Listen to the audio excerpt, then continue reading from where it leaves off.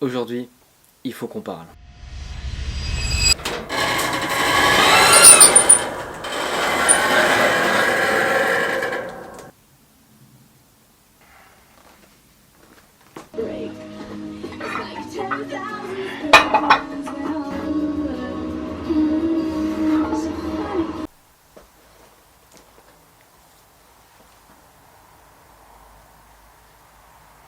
J'espère que vous allez tous bien les gars. Aujourd'hui on se retrouve pour la suite de Road to National. Alors comme vous avez pu le voir dans le titre, on va parler de la dépression. La dépression, c'est pas un joli titre pour lequel tout le monde veut parler. Comme je vous avais promis, je vais vous parler de la fameuse maladie que j'ai pu subir depuis ce début d'année et pour lequel aujourd'hui je suis quasiment dans la phase de la totale réémission. Il y a plusieurs types de dépression. On va voir celle que j'ai subie. Comment est-ce que c'est arrivé ?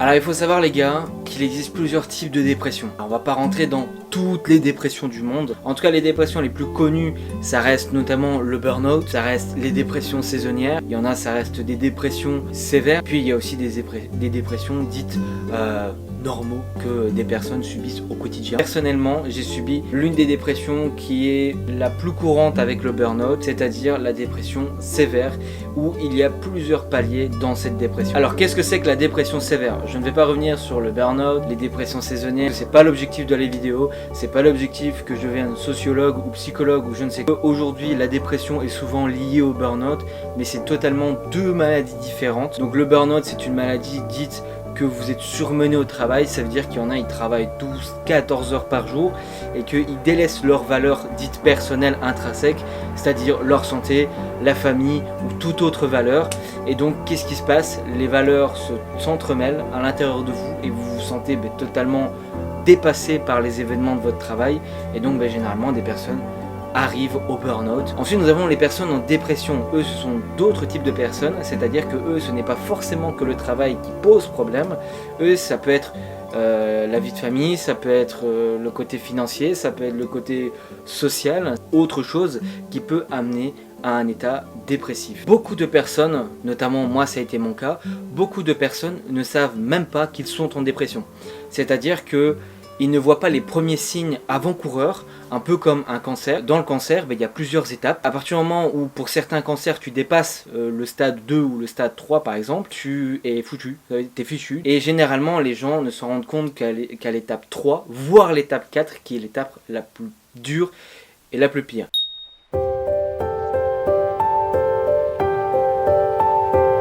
Donc comme je disais, il y a plusieurs étapes dans la dépression sévère. La première étape de la dépression sévère, ça va surtout toucher votre humeur personnelle. C'est-à-dire que vous allez être plus agressif dans votre vie de tous les jours. Ensuite, nous avons le stade 2. Le stade 2, c'est dans lequel où généralement vous perdez un goût à la vie de tous les jours. C'est-à-dire que vous n'avez plus rien envie de faire. Vous n'avez plus envie de sortir, vous n'avez plus envie de travailler sur vos projets, vous n'avez plus envie de rien du tout. L'étape 3, ça va toucher tout ce qui est physiologique. Donc l'étape 1 et l'étape 2, ça va plutôt être tout ce qui touche plutôt à votre mental, à votre psychologie. L'étape 3, ça c'est votre corps qui vous prévient et qui amène justement la problématique de ce qui se passe en vous. Et donc ça va toucher le physiologique, c'est-à-dire que vous allez attraper peut-être des maladies plus rapidement, vous allez tomber plus rapidement souvent malade, ça peut créer de fausses maladies. Ça c'est souvent ce cas-là qui amène les médecins ou les psychologues à dire que éventuellement peut-être la personne fait une dépression et qu'elle ne s'en rend pas compte. Donc c'est généralement au stade 3 où la plupart des gens se rendent compte qu'ils font une dépression sévère. Moi dans mon cas personnel, c'est ce qu'il s'est passé.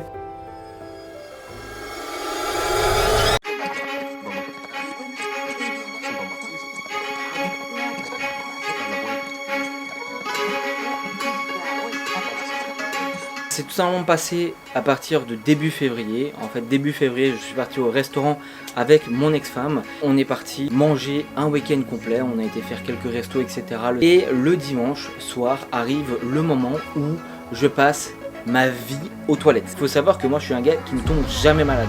Je n'ai jamais remis de certificat médical depuis 4 ans que je suis dans le monde professionnel et que je travaille. Même quand j'étais à l'école, je ne remettais jamais de certificat médical. Je l'ai peut-être remis une fois quand j'avais 13-14 ans que j'ai eu la mononucléose. C'est tout. Donc là, ce qui s'est passé, c'est que le dimanche, vraiment, j'étais mort. J'avais mal de tête, j'avais super mal au ventre, j'allais toute la nuit, j'ai été aux toilettes, c'était un bordel. Donc gentiment, j'envoie un message à mon supérieur en lui disant écoute, je suis vraiment pas bien, j'ai pas dormi de la nuit, je vais aller chez le médecin et je vais lui demander des médicaments et je vais lui demander de mettre 1 ou 2 jours de certificat médical. En arrivant gentiment chez mon médecin, il fait les petits tests, tout ça, il appuie sur l'estomac, il appuie sur le ventre, tout le bordel, il fait bon, là on a une grosse gastro, donc ça va pas être 2 jours d'arrêt, ça va être 1 semaine. Je rentre chez moi, médoc, tout ça, la semaine passe. On arrive à la fin de semaine et là, dimanche d'après, tout ne va toujours pas mieux. C'est encore même pire. Là, on est carrément sur des problèmes de sommeil, des troubles de sommeil qui amènent une fatigue chronique à un tel point que je dormais quasiment 14 à 16 heures par jour. Donc là, qu'est-ce que je fais bien évidemment? Le dimanche soir, je renvoie un message à mon responsable et je lui dis écoute, il y a vraiment un problème, je ne vais toujours pas bien. Donc il me dit va chez le médecin demain et va voir qu'est-ce qui se passe quoi. Donc j'arrive le lundi chez le médecin et là elle me dit gentiment écoute là il y a un problème parce que c'est pas normal, une gastro ou ce genre de choses, ça en 1 semaine c'est réglé tu vois. Donc elle me dit écoute je vais te donner des médicaments plus forts, si ça va pas mieux mercredi, tu reviens ici en urgence et on fera des tests. Malheureusement mercredi arrive et ça ne va toujours pas mieux. Et là on est encore même à un stade plus élevé. Et là elle me dit ok on est parti.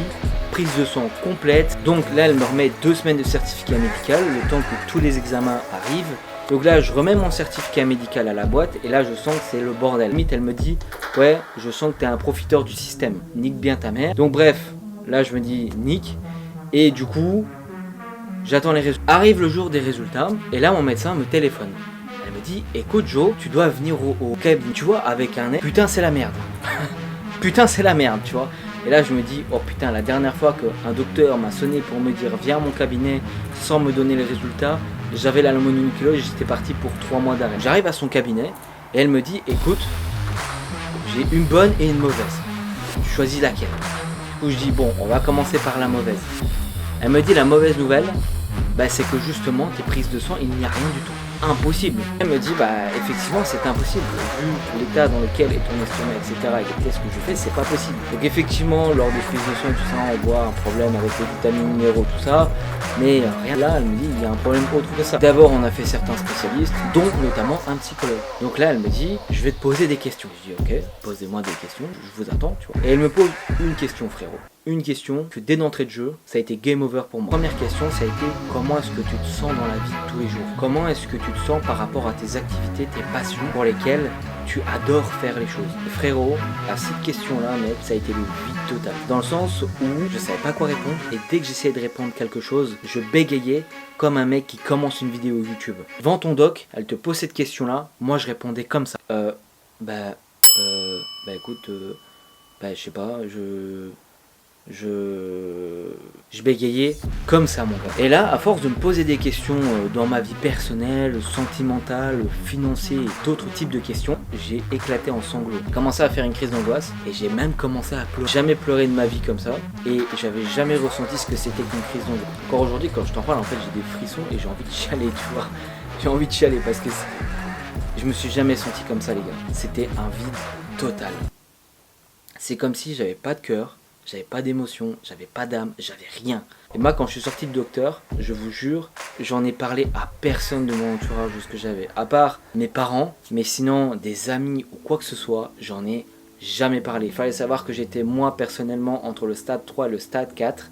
Le stade 4, c'est le dernier stade où généralement les gens ont des pensées suicidaires. Ils sont pas loin de vouloir mourir. Je voulais pas mettre la corde au cou, mais des pensées du style, je roule sur l'autoroute à 140 et une bagnole se bifurque sur ma bande à moi et je le vois pas et que je rentre dedans et que j'y passe, j'en ai rien à branler. Pour finir dans cette vidéo, j'aimerais aussi vous dire une chose, c'est que moi personnellement, j'avais peur surtout que quand le médecin m'a dit, en tout cas, que j'étais en dépression sévère, je voulais personnellement pas arrêter de travailler. Parce que qui dit arrêter de travailler et se mettre sous la mutuelle dit une baisse de revenus conséquente. Je touchais quasiment plus de 2200 € par mois net. sur mon salaire. J'avais une voiture de fonction dans mon ancienne société, j'avais une carte carburant, j'avais vraiment un très bon salaire. Et là on m'indiquait du jour au lendemain, frérot, tu vas être sous la mutuelle. Et il faut savoir que sous la mutuelle en Belgique, vous touchez 60% de votre salaire brut, moins encore 11,11% qui est la taxe sur votre salaire de mutuelle. C'est-à-dire que moi personnellement, je touchais entre 1250 et 1350 euros net par mois, avec des mensualités à payer, et que vous avez une voiture aussi à payer. Toucher 1300 et quelques euros par mois net, ce n'est pas du tout, mais du tout l'idéal. Putain, ça casse les couilles cette batterie là, qui vient de s'éteindre gentiment. Bon, après m'être battu avec une putain de fucking de batterie et d'avoir dû aller en chercher une dans ma bagnole, heureusement que j'en ai toujours deux de secours. Être sous la mutuelle, c'est vraiment pas cool. Franchement, je souhaite à personne d'être sous la dépression et de devoir être sous la mutuelle. Je tiens à faire passer comme dernier message, c'est que si une personne dans votre entourage est en dépression, ne l'accusez pas, ne la blâmez pas, soyez là pour elle. Sachez aussi qu'une personne qui fait semblant d'être en burn-out ou d'être en dépression, ça se voit à des kilomètres. Donc voilà, c'est vraiment la fin de cette vidéo. Ça a été pour moi assez difficile de vous sortir cette vidéo. Je pense qu'au montage, je vais pas mal cutter, je vais devoir reprendre sur moi-même pour vraiment vous sortir cette vidéo. Si vous voyez cette vidéo, les gars, que vous me défonciez ou pas dans les commentaires, je m'en fous, finalement je m'en branle. Mais sachez une chose, c'est que ce que j'ai vécu, quelqu'un de votre famille peut le vivre, ou même vous-même, ou même quelqu'un de votre famille. Mais soyez présents pour eux, c'est vraiment le plus important, c'est l'objectif de cette vidéo. C'est de permettre à d'autres personnes de savoir qu'ils ne sont pas tout seuls, parce que quand vous êtes en dépression sévère, vous avez l'impression d'être tout seul, vous avez l'impression que le monde est contre vous, que si quelqu'un apprend que vous avez la dépression, qu'on va vous blâmer, qu'on va faire quoi que ce soit. C'est une maladie qu'aujourd'hui est reconnue et que certaines personnes ont, voire d'autres personnes. Et à cause de certaines personnes qui blâment ces gens-là, il y a des gens, ils arrivent au stade 4 et certains se suicident et se donnent la mort parce que il n'y a personne qui sont là pour les aider. J'espère que ça vous aura apporté quelque chose. On se retrouve pour une prochaine vidéo. À bientôt les gars.